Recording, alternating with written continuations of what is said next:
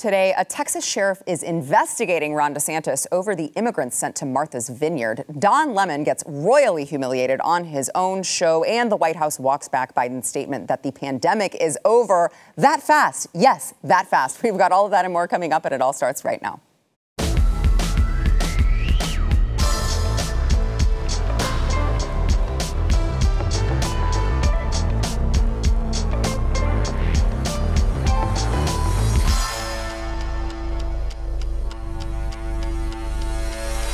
Welcome to the news and why it matters. I am Sarah Gonzalez, and today's episode is brought to you by Healthy Cell. They've got a bunch of great supplements to help with sleep focus. They've got a general multivitamin. My family loves this product. We take all of them. You can go to healthycell.com/news and use promo code news for 20% off of your first order.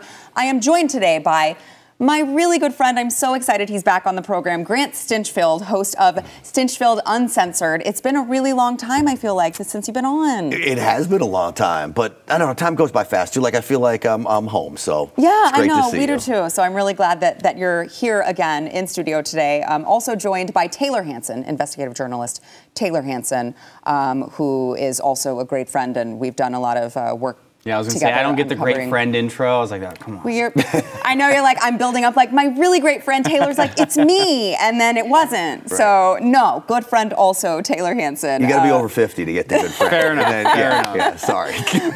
So I want to get to all of this. Yes, this immigration Martha's Vineyard debacle is still going on. The left is still very, very angry about it. But earlier today, speaking of the immigration topic, Joe Biden said that the migrants from Cuba, Venezuela, and Nicaragua, sending those migrants back is, quote, not rational. Watch. On the border, why is the border more overwhelmed under your watch, Mr. President? Because there are three countries that are there are fewer immigrants coming from Central America and from Mexico. This is a totally different circumstance. What? What's on my watch now is Venezuela, Cuba, and Nicaragua. And the ability to send them back to those states is not rational. States. A lot to unpack there. But primarily, did he just basically say, like, we're definitely not shipping you guys back, so please come in? Well, you know, my first reaction when I watched that is his team has to be absolutely cringing that he's walking back to the podium. No, don't go there. Just walk through the door, please. And then he's not even rational when he gets there. I mean, look, that's part of the problem. We've got people coming from all countries, including the Middle East. They're overwhelming the border because he has an open border. He has decided that it is his party's best interest to somehow have a giant welcome mat there. It's no longer the Border Patrol. It's called the Welcome Patrol. Yeah. And that's what's happening, and that's a disgrace right there. Yeah, Taylor. Well, and it's funny because you see him when he stumbles. Is he talks about these three countries, and specifically he calls them states, which we won't even go into that. But he talks about these three countries, because that's what they are, and about how immigrants are coming in. But he says, oh, you know, we're not worried about Mexico. It's like, yeah, you're not worried about Mexico because you've allowed every single immigrant in Mexico that already wants to come over. They're already here. So now you're moving on to Venezuela and Honduras and all these other places that are a little bit farther out and take a little bit longer to travel here because you're not having Mexican nationals come over anymore. I mean, when I go down and report at the border, hardly any. I mean, most of the times you have Cubans, you have Venezuelans, you have Hondurans, you have Middle Eastern people, I mean, from all over the world, but everywhere but Mexico. Yeah, Mexicans are like, you guys have turned your country into kind of a dumpster fire. And in fact, we talked about on the program not too long ago that Mexico City, the residents, the locals in Mexico City were getting really pissed off because a bunch of Californians and people were moving there. And they were like, yeah, we're kind of tired of you Americans infiltrating our country. We kind of hate your culture. You mean the people in Mexico City are having the same reaction to the Californians the Texans are having? Yes. Please do not move here. You guys are not wanted anywhere, right. Okay?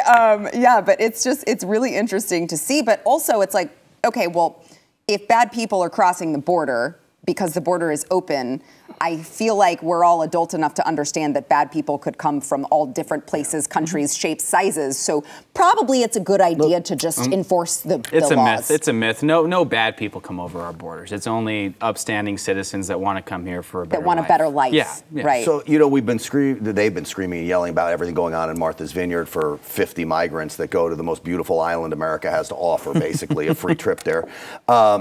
We had 53 people in Texas die in the back of a trailer, and the Biden administration didn't mobilize anybody for that. No, there was no coverage on that. Absolutely zero coverage. And so, you know, you have Joe Biden running this issue of an open border, and you have Gavin Newsom out there screaming and yelling about the little girls, and we certainly talk about the MS-13 gang members and those people bringing fentanyl and all other kinds of horrible things to America.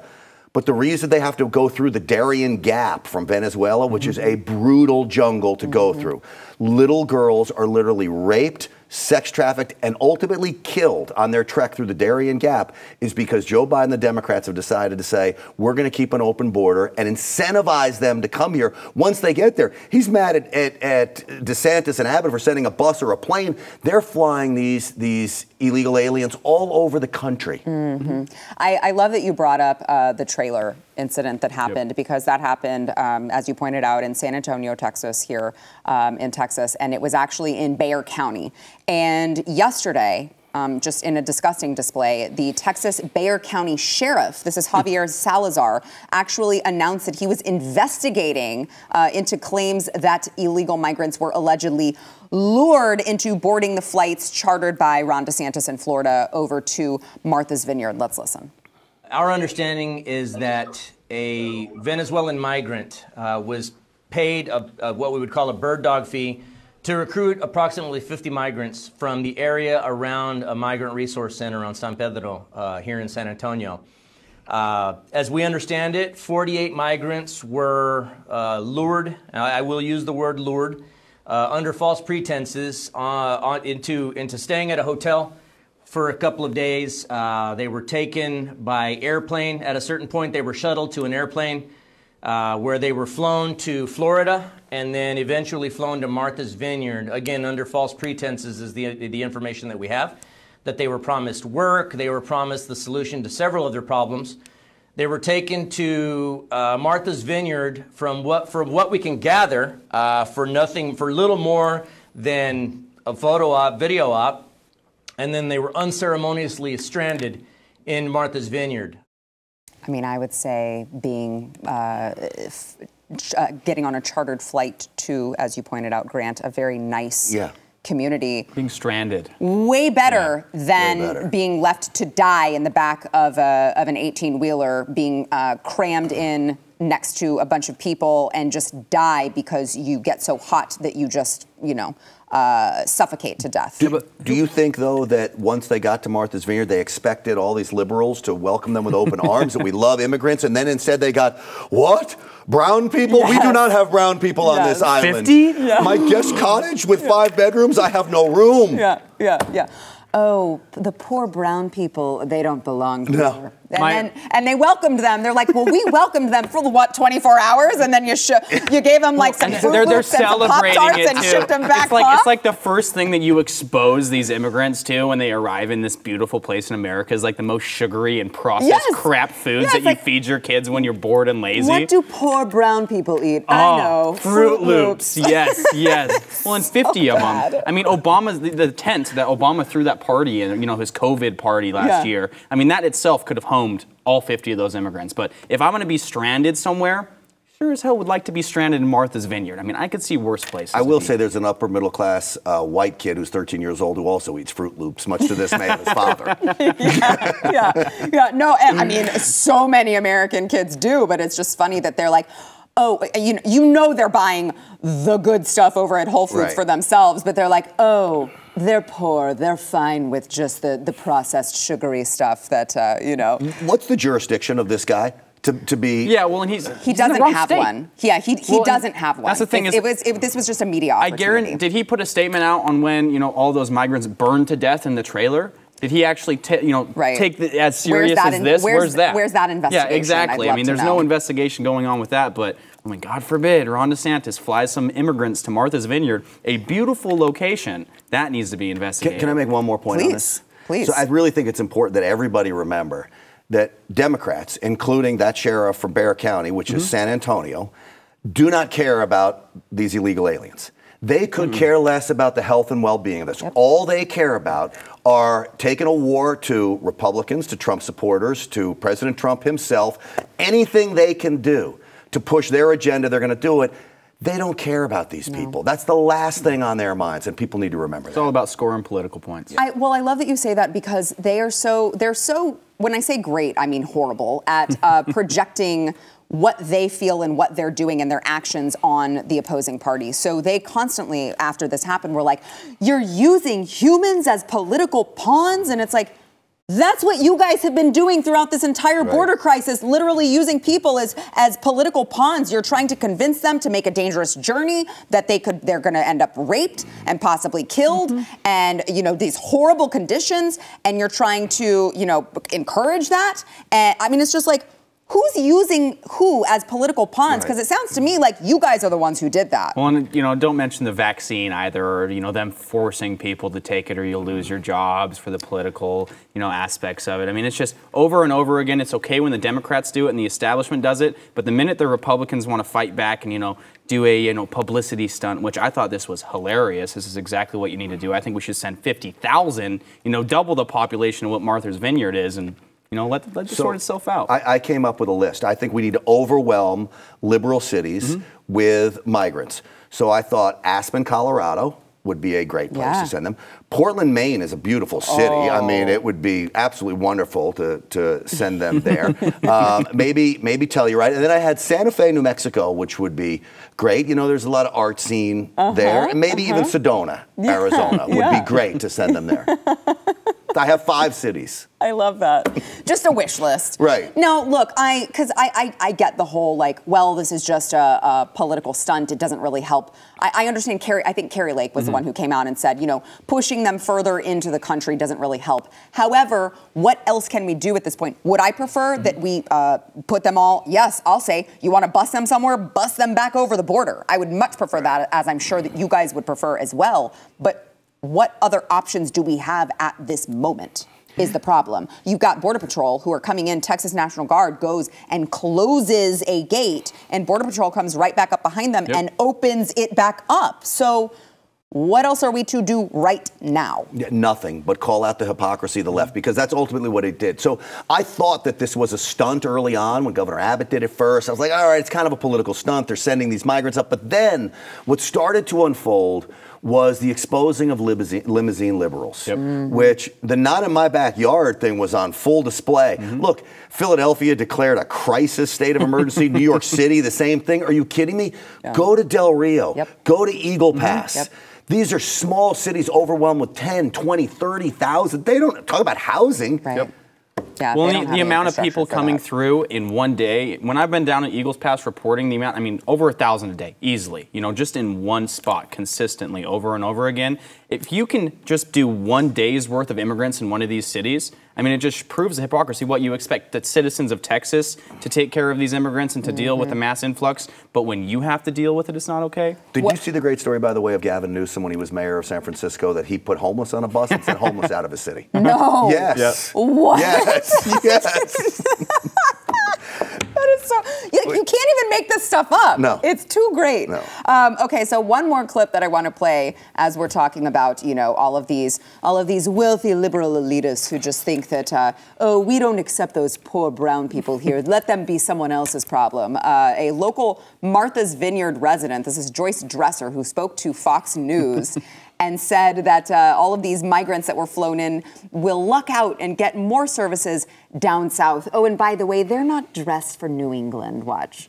I'm very proud of what Martha's Vineyard has done, and I think in the long run that these people are going to luck out, that they're getting more services than they would have gotten down south.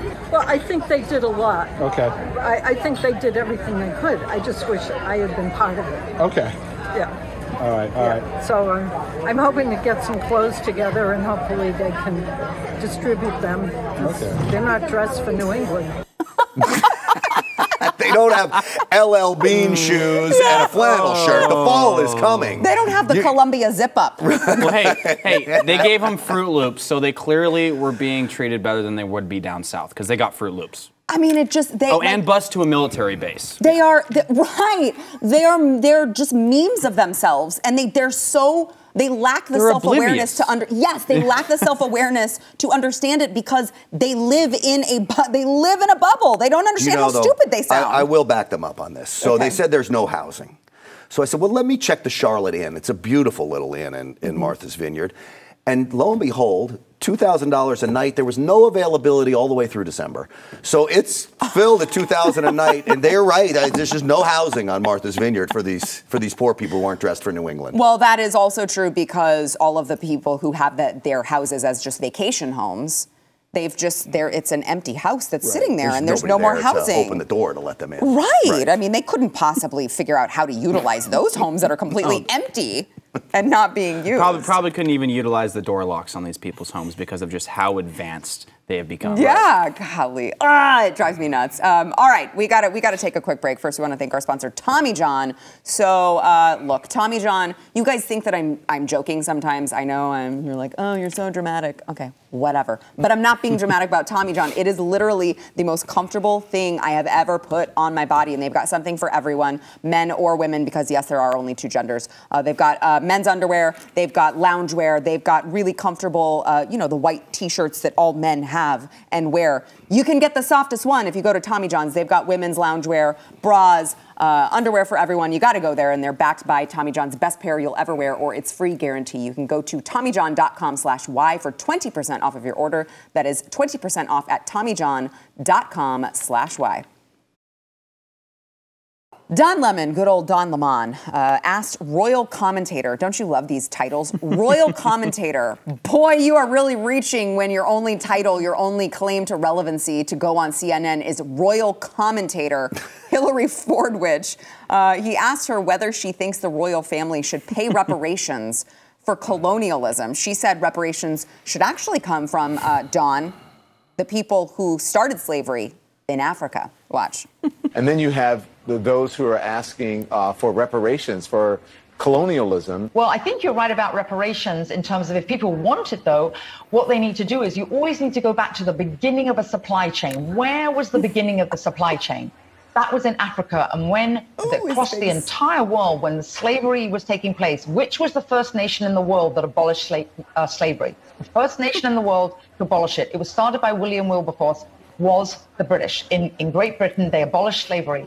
2,000 naval men died on the high seas trying to stop slavery. Why? Because the African kings were rounding up their own people. They had them on cages waiting in the beaches. No one was running into Africa to get them. And I think you're totally right. If reparations need to be paid, we need to go right back to the beginning of that supply chain and say who was rounding up their own people and having them handcuffed in cages. Absolutely. That's where they should start. And maybe, I don't know, the descendants of those families where they died in the high seas trying to stop the slavery, that those families should receive something too, I think, at the same time. It's an interesting discussion. Interesting. You don't know what to say.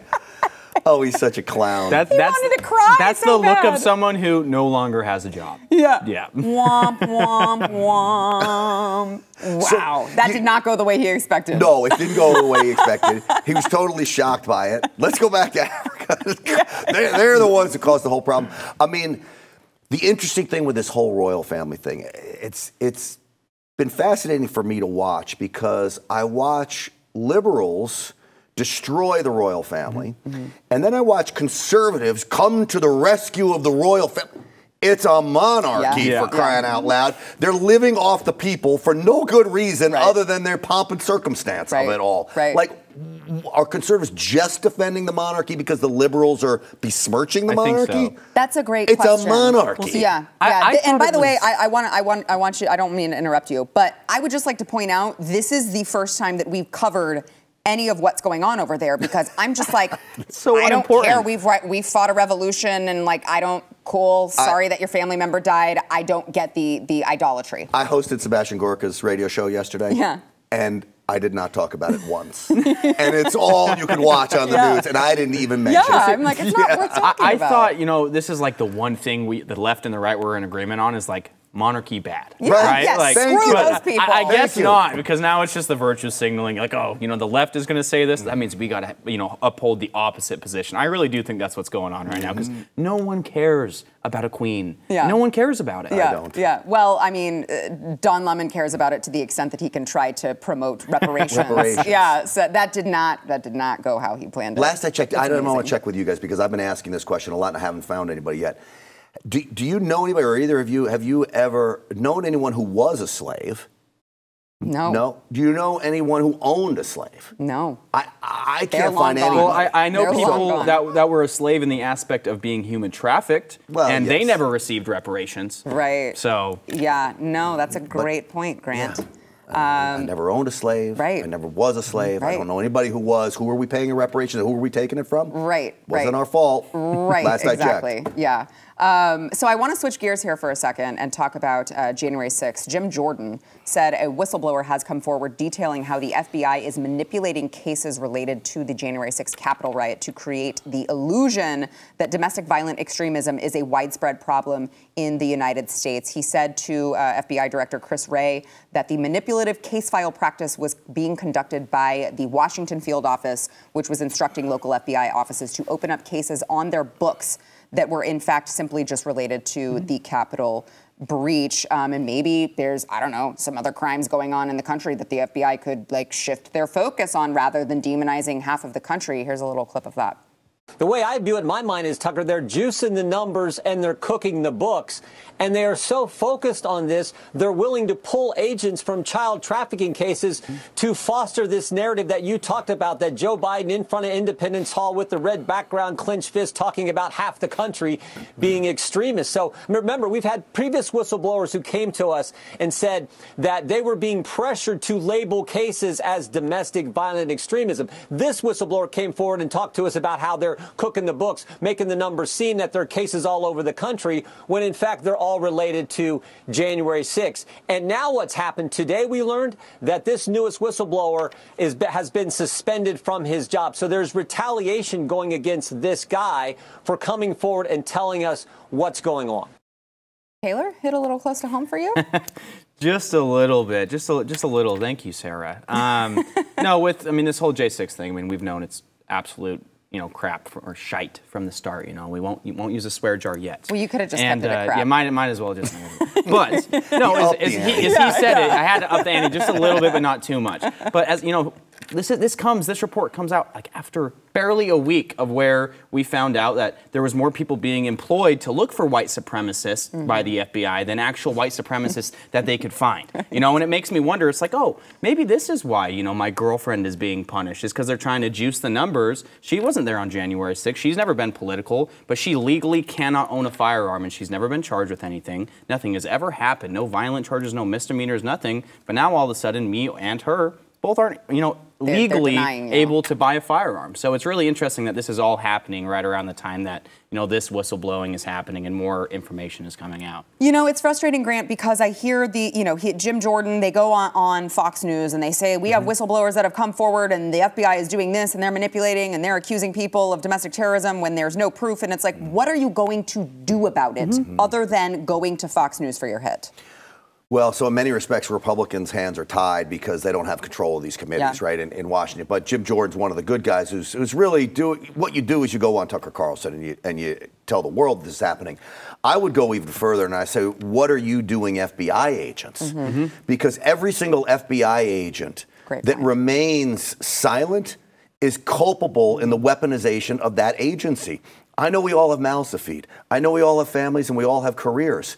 But what they're doing, the weaponization of a law enforcement agency, I am pro law and order, okay? I'm not pro law enforcement. Right. I love cops. I got a lapel pin that I always wear, law enforcement pin, because I love cops. But I'm not pro law enforcement. I'm pro law and order. And all that means is if you have a bad cop, then I'm for putting the bad cop in jail or sanctioning him or whatever it might be. Just like Republicans say, oh, I'm pro-business. I don't want you to be pro-business. I want you to be pro-free markets. That's good for consumers. That's good for business. So I'm pro-law and order.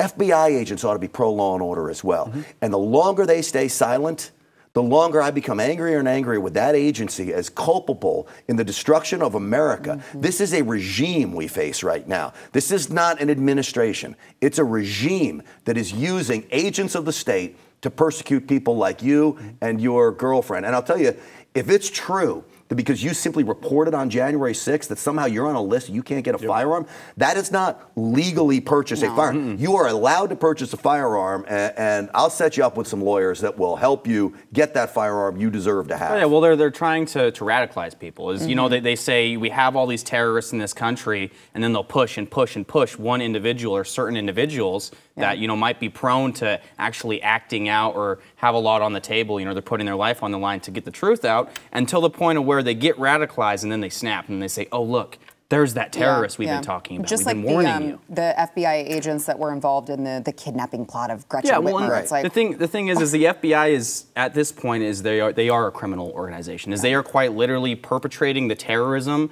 that they're out there looking for on a daily basis. I want to offer this up to every single law enforcement officer out there, whether you're a federal agent or whether you're a local cop on the beat.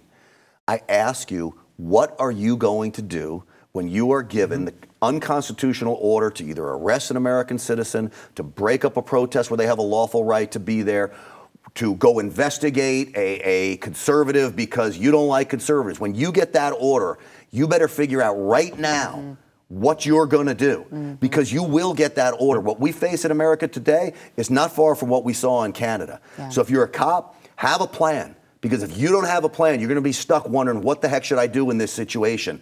It's going to come, mark my words, and we don't need cops following unconstitutional orders. It's going to be real awkward when you have to knock on your neighbor's door to take his firearms away. Yeah, ain't that the truth? All right, we got to take another quick break. First, I want to thank our sponsor, Omega XL. So if you maybe reach the age where things hurt when you wake up and there's like cracks and creaks that you didn't realize existed I'm in getting your body. Omega XL. Yes, yes. Okay, so you got to get it because if you're just rubbing a topical cream or whatever, it feels good, but then it goes away. This actually attacks the inflammation that is causing your pain. So it gets to the root cause of the problem. It's an essential fatty acid combination from the waters of New Zealand, which I know you men at the table are like, if it's natural, that means it doesn't work. But it does. All right, you got to try it. You can go to OmegaXL.com. If you order now, you'll get a second bottle for free over at OmegaXL.com/news. That is OmegaXL.com/news. Yesterday, we covered Joe Biden, his 60 Minutes interview. Just impressive stuff, man. Were you convinced once he said that his mental acuity is good and he is fit? And he said a whole bunch of words that didn't make sense. Right. And then you were like, wow, now I feel better. He is with it. And I'm sure that was edited, so it made him look good. Right, yeah. and he had notes with him. So that was him with the notes and editing. How was he not prepared for that question? How are you not prepared for that question? You know you're going to get the one question you know you're going to get. I know. And you somehow stumble and run through it like that. What was interesting, though, is he did bring up pudding. The proof of the pudding is in the eating.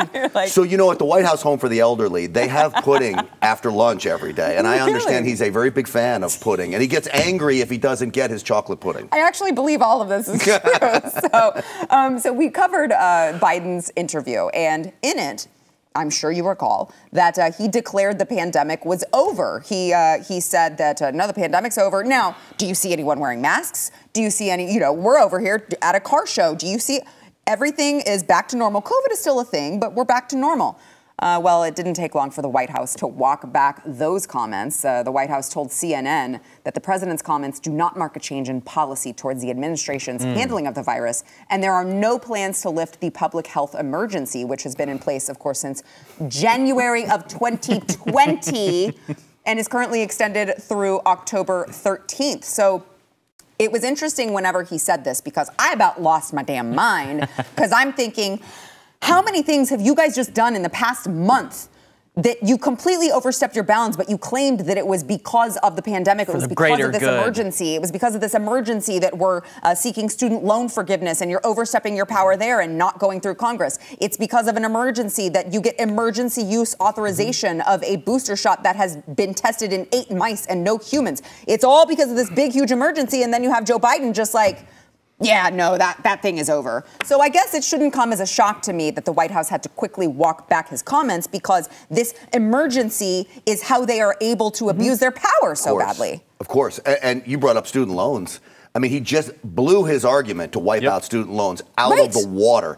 It was basically, not basically, it was because under his command that this was an emergency power. He could do this under the Emergency Powers Act, and that he could wipe away student loans. So he clearly and don't forget, the White House also walked back the comment that we're going to defend Taiwan with soldiers, that we would literally fight the Chinese on the shores of Taiwan. But then, hey, we're actually not allies with Taiwan. We actually like China, apparently, according to Nancy Pelosi as well. So yeah, they do not have a cohesive messaging on Taiwan. Messaging on Taiwan. Do they have a cohesive messaging on anything? No, they don't. Except an open border. That is actually true. So yesterday, Fauci, of course, tried to kind of chime in and, qualify Joe Biden's claim that the pandemic was over. I don't know if any of you are still listening to this nincompoop. He did acknowledge that while the worst of the coronavirus is over, it still remains a concern, and, of course, cited the huge success of vaccines. Watch.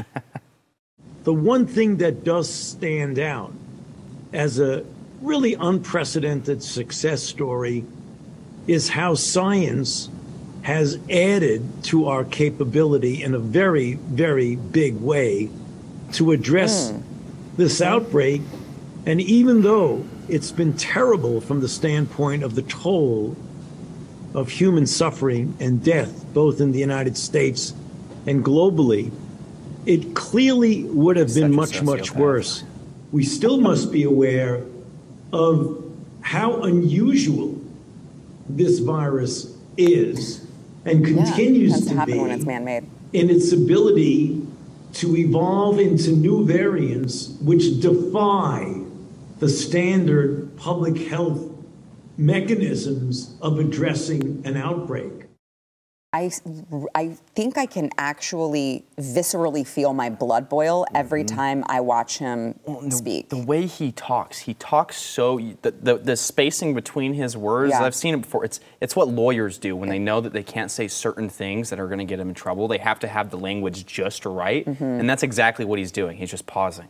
And then he gets his another word out, gets his another word out. He's got to think through it, because he knows in 3 months he's going to go on another show and say something that's the exact opposite of this. And then people on Twitter are going to say, hey, these don't add up. Or when they try and blame Trump, you guys see the articles of, the vaccine is now being blamed on Trump.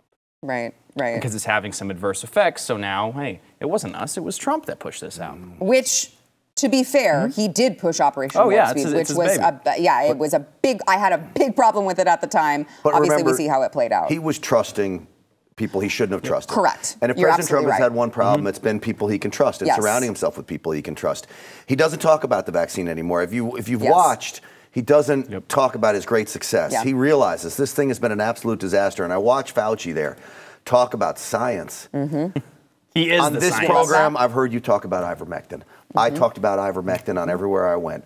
We were laughed at. We were ridiculed. We talked about don't be ventilating these patients. I talked to frontline doctors who had legitimate treatments for this. They were saving patients on a daily basis, while these clowns were killing patients on a daily basis. Intentionally, you could argue, as well. As they knew purposely that they were not giving these people the treatment that they needed in order for the survival rate to go up. We're still getting it. People still aren't getting the treatment they need. I just talked to a woman before whose mother was in a hospital. She lives here in Dallas, mother in a hospital, and they will not give her the treatment protocols that she wanted to. They sued in a court, and a judge ruled against her. The mother's dead. What? The mother's dead. How long ago did this happen? This is just weeks ago. So the court ruled that you can't force a doctor to do something, which I understand you can't force a doctor to prescribe something that the doctor doesn't want to prescribe. But what a hospital should say is, if you have a doctor that you want to bring in, then have that doctor come in and treat because we can't move her because she's incapacitated right now.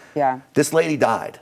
And that's on Dr. Fauci's hands. And these doctors, I'm done with them. Look, I'm not saying don't just totally ignore your doctor, but nobody knows my body like I know my body. I'm telling you, even when I have sprains and this kind of stuff, these doctors don't know. They like hear the stuff, they soak it in, and they're like robots. Yeah. They don't critically think anymore. We've lost all sense of critically thinking in America, and nowhere is that more obvious than in medicine. And what's terrifying is that, like you said, there's nowhere there's more obvious than medicine. I mean, medicine is now opinion. That's literally all it is now. Well, it's just regurgitated from the, people like Dr. Fauci who haven't seen a patient in 40, 50 years. And he's telling you, don't believe your eyes, don't believe your ears, don't believe what your patients are coming in and complaining of. We are telling you that that is not true because we are the science and we said so. And I would be surprised, but these are the same doctors that are chopping kids' penises off and giving them, the medical gender community is reassignment surgery for their health. I mean, the medical field is completely, it's gone off the wall. That's what it's gone. I'm actually to the point where, I know we got to take a break, but I'm actually to the point where if the establishment medical community calls someone a quack, I'm like, that's my doctor. That's who I'm going to. One quick statement. Yeah. Did you see the study that's out there?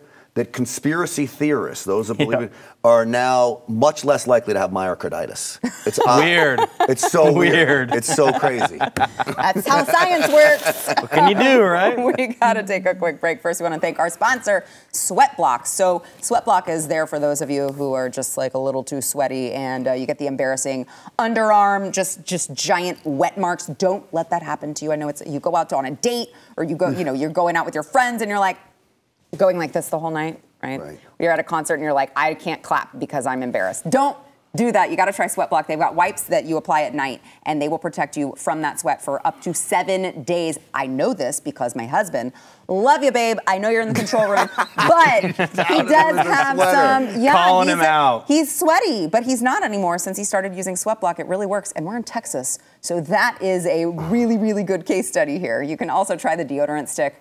Get it all today for 20% off at sweatblock.com with promo code NEWS. That is sweatblock.com, promo code NEWS.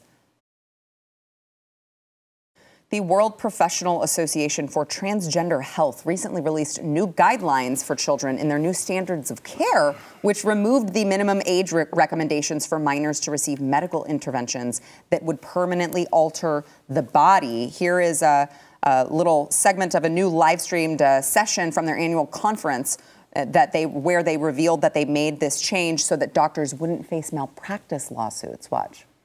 What we didn't want to do was create a chapter that would make it more likely that practitioners would be sued because they weren't following exactly what we said. We wanted there to be some clinician judgment without being at risk for being held in court for not sticking completely to these standards. So we did write them in a way, I think, so that there is leeway, that we recommend things, but then we suggest that clinicians use their judgment about what to do in therapy situations and in assessment situations, so that you can use individualized clinical judgment and not face malpractice suits. I feel like just refer back to the end of our last segment. The medical community is just gone. They would rather focus on medical malpractice and the possibility of being sued rather than the reason why they would be sued, which is this is medical malpractice. They're killing kids. I mean, you're permanently damaging a child's body. Yeah, I think maybe you should be sued. What, are there no tomboys left? No, well, that's what I said. If society was back then the way that society is now, I would be a dude. I would be a trans dude because I was a tomboy. Saul Gonzalez. Yeah, do you love that? I love that they always feel like they have to keep the same letter that your name starts with. Yeah. And then they just change the rest. I'm like, you're picking a whole new name. You can just change it. It just seems like the world has lost its mind, right? It really does. And so many things, that doesn't make any sense. Like aborting a baby at 9 months. Like none of this stuff makes any sense anymore, especially this all-out transgender quest. And I thought, what could be behind this? And I actually think what they want is the androgenization of America. They want to take men completely out of the household. They want to do away with men altogether. And if you look at great societies over the course of history, whether it's ancient Rome, ancient Greece, all you have to do is go back and look at their statues. Ancient Roman gods, we talk about, Sarah, you always wanted an ancient Roman god, right? They were big, muscular gods. And then as you watch society go, Greeks the same way, Greek gods. They become these whimsical little fairies, these little whimsical men. And then all of a sudden, society collapses. You do away with men in society, society will collapse. Call me, you know, whatever, but... Correct? Correct. That's correct. What I, that's what exactly I what you are is correct. Is the entire point of this is you don't even need to completely do away with men, but you need to do away with real men. You need to demasculate men to the point of where they don't have enough of a backbone to stand up to anything, and even if they do, they don't have enough, you know, sway in culture anymore. I mean, nobody cares about a man's opinion. I mean, you look at the suicide rate. It's a whole nother topic. Men are the ones that are highly affected by suicide. Is we're not allowed to talk about our problems. We're not allowed to do these things because we've been shoved into a corner by this culture that doesn't want men, you know, to do any part of it. Is you can't cut a real man's, you know, child's penis off, and they're just like, oh yeah, that's okay, you know, that's normal. No, real men stand up to things like that, and that is exactly what they don't want to happen in this country. Now, that's something that I've what talked about. What he's saying is nobody better try to cut my penis off. Basically. So this is something that I often talk about because I think that, you know, we went to the Roanoke Child Drag Show together, and, well, we met up with each other there, and the thing that I found so appalling was the amount of men who were there with their families. I think all of, maybe minus one, all of the children that I saw there were there with their mother and their father, and the father was clapping along, was taking the picture of the kid with the drag queen, with the hands on the kid. It was very, very, I mean, it really shook me because I thought to myself, what is happening to the men? And then I thought, are they too whipped by the women? Because meanwhile, women are becoming more masculine, right? So it's like, call them whipped. I mean, well, I'm like, what is it? That's what it is. I feel like it is. And then someone, of course, pointed out to me as well. You also have you also have the justice system, who is constantly ruling in, you know, the women's favor. So what are you going to do? Make your wife unhappy? Because then she'll just divorce you, and then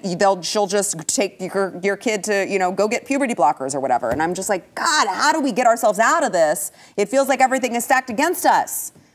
I'm not asking you for a solution. I mean, it's the highest form of evil. I mean, there's really nothing more you can say about it. I mean, this is all intentional. It's the intentional fall of our society. I mean, this is what a dying society looks like. This is the symptom, is you neuter the men, and they're not willing to stand up for just the basic, most basic of values. I mean, literally for the idea that you can't even stand up for life, the most basic right of all. They all really started with the abortion issue. Is you dehumanized a certain, you know, subcategory of people, the most innocent. If you can murder the most innocent people in society, you move on to kids, neutering them, you know, literally neutering them. It's not a big deal. That's not controversial at all. I want to give some people hope out there. Please. Because there are men in the world, and I'm friends with many of them.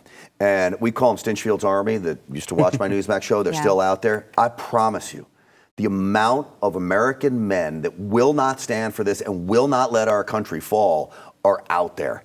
And this country ain't going anywhere. No matter what they try to pull with us, it's not happening on our watch. I love that. All right, we got to take a quick break. We'll be back. Good. I feel better now. Perfect. You feel better? I don't know why Thank you. A biologically male teacher in Canada who identifies as transgender teaches class while wearing obscenely large prosthetic breasts. These are, I can't even, gosh dang it, I can't do this. Without nipple concealers, by the way. Those are some knockers. It's cold in there, I'll just tell you. So the school actually sent a letter to the parents after all of this circulated and actually defended the teacher, saying that they wanted to reiterate that they are committed to establishing and maintaining a safe, caring, inclusive, equitable, and welcoming learning and working environment for all students and staff. How far does this go? Does someone get to show up just like with a strap on?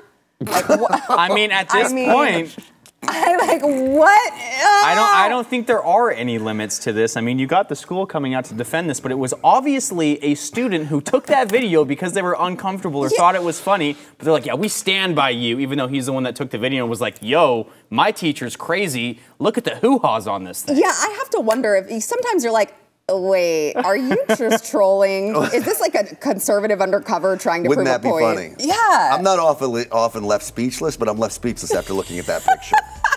Where do you even get like breasts? So dumb. That big. Those things that big. I'm sure it's like meant as a joke, right? Like a party gag. I'm gonna buy some and I'll wear them next time I'm on the show. Oh, you gonna wear them? Yeah, I got to. Will you book me when Taylor wears those? Fine. All right. Thank you guys so much. Make sure you are following Grant Stinchfield and also Taylor Hanson. Thank you guys for being here. Thank you. We'll see you tomorrow.